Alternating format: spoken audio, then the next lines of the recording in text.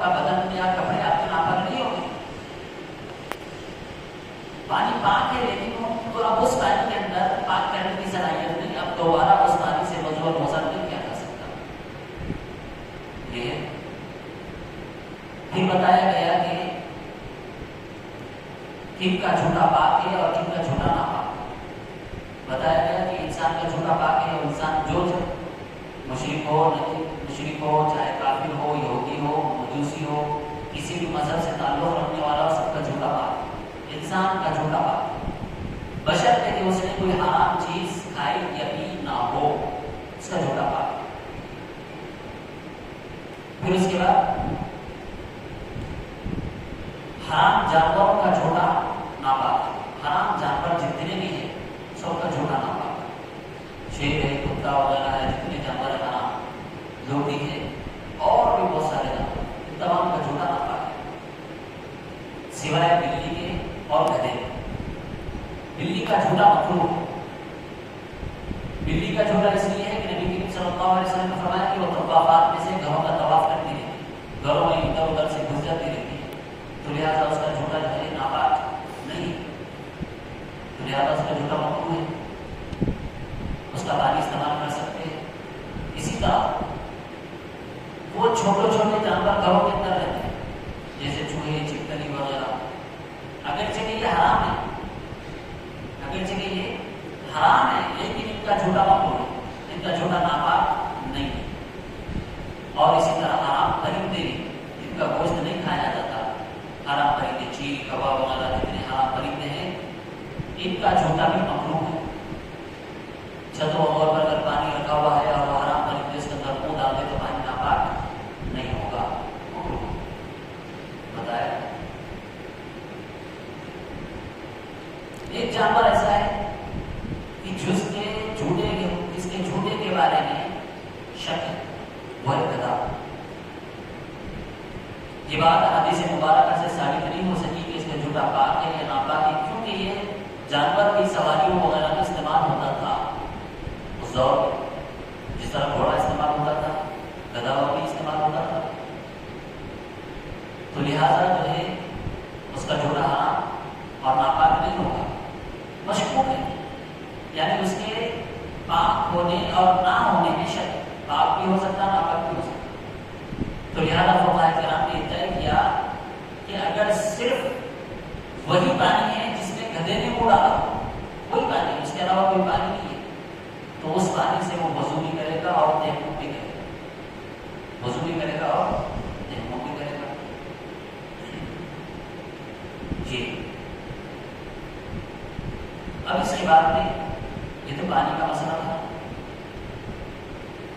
اب اس کے بعد میں جو ہے کچھ نجاست کے مسائل. نجاست دو قسم کی ہوتی ہے ایک نجاست غلیظہ اور ایک نجاست خفیفہ. ایک ہلکی نجاست ایک بھاری نجاست. ایک نجاست وہ ہوتی ہے جس میں نجاست کی ماترا زیادہ ہوتی ہے ایک نجاست وہ ہوتی ہے جس میں نجاست کی ماترا کم ہوتی ہے. تو جس میں نجاست کی ماترا زیادہ ہوتی ہے اس کو نجاست غلیظہ کہتے ہیں اور جس میں کم ہوتی ہے اس کو نجاست خفیفہ ہلکی نجاست کہتے ہیں. دو الگ الگ قسم کی نجاست اور دونوں کا حکم بھی الگ ہے. دونوں کا حکم بھی الگ ہے. نجاست غلیظہ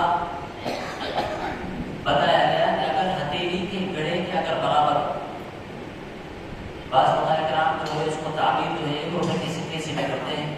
1-2 روپے کا جو سکہ ہوتا ہے وہ ہتھیلی کے گھڑے میں برابر بیٹھ جاتا ہے پھر آ جاتا ہے. اس کے برابر اگر نجاست جسم یا کپڑے پر لگی ہو اتنی نجاست تو وہ معاف ہے. لیکن اس کے ساتھ بھی نماز پڑھنا مکروہ تحریمی. اس سے کم اگر نجاست ہے تو نماز ہو جائے اس سے اگر کم ہے تو نماز ہو جائے. اگر 1 روپے کے سکے کی مقدار میں اگر اتنی ہے تو وہ بھی معاف ہے لیکن اس سے بھی نماز پڑھنا مکروہ تحریمی ہے. اگر اس سے نجاست بڑھ جائے گی تو نماز ہرگز نہیں کی نماز فاسد ہو جائے گی. پہلی صورت ہر حال میں بدن یا کپڑے کو جو ہے دھو کر نماز پڑھنا صاف کر کے جو ہے نماز پڑھنا. نجاست غلیظہ کا یہ حکم ہے. کتنی معاف ہے 1 روپے کا تو 1 روپے کا جو سکہ ہوتا ہے اتنی مقدار معاف ہے، بدن یا اگر کپڑے پر لگی ہو اتنی مقدار معاف ہے، اس سے زیادہ معاف نہیں۔ یہ نجاست غلیظہ ہے۔ نجاست خفیفہ ہلکی نجاست جس میں نجاست کی ماترا کم ہوتی ہے، یہ کتنی معاف ہے؟ بتایا گیا کہ یہ بدن یا کپڑے کے جس حصے پر لگی اس حصے کے 4 حصے کریں گے، اس حصے کے 4 حصے کریں گے تو 4 حصوں میں سے 1 حصہ معاف ہے، 4 حصوں میں سے 1 حصہ معاف ہے۔ مثال کے طور پر آستین پر جو ہے نجاست لگی، نجاست خفیفہ ہے تو آستین کی 4 حصے کیے جائیں گے، انداز سے 4 حصے کیے جائیں گے تو 4 حصوں میں سے 1/4 حصہ معاف ہے، 1/4 حصہ معاف ہے۔ اس سے کم ہوگی تو نماز ہو جائے گی، اتنی ہے تو نماز پوری نہیں ہوگی، اور اس سے زائد ہے تو نماز نہیں ہوگی، ہرگز نہیں، اس سے زائد ہے تو نماز ہرگز نہیں۔ یہ نجاست غلیظہ اور خفیفہ کا حکم ہے، یہ فیصلہ ہے۔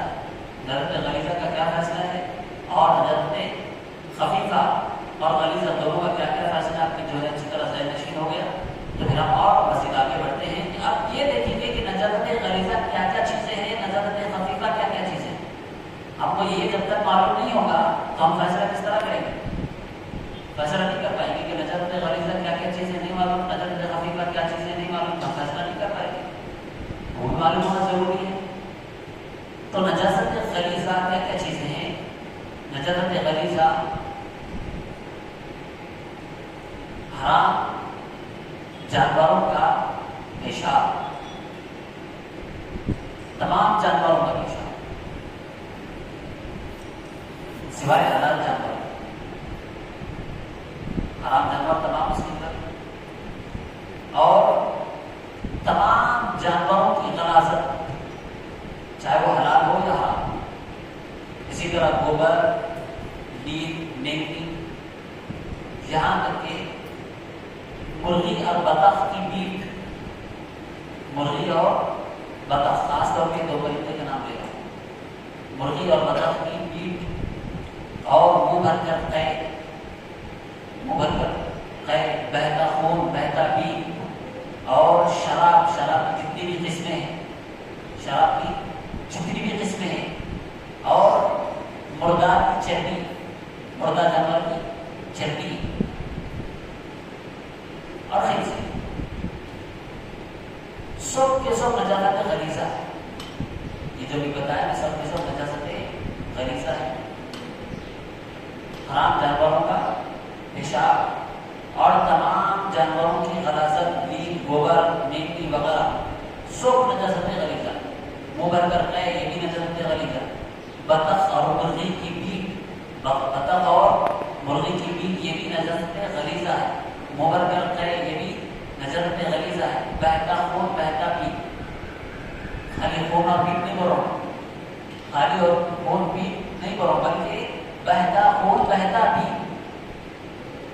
اگر جسم پر خون، جسم سے خون نکلا اور وہیں رک گیا، خون نکلا وہیں رک گیا، وہاں سے نہیں ہٹا جگہ سے، تو وہ خون پاک، اس سے وضو بھی نہیں ٹوٹتا، اس سے وضو بھی نہیں ٹوٹتا۔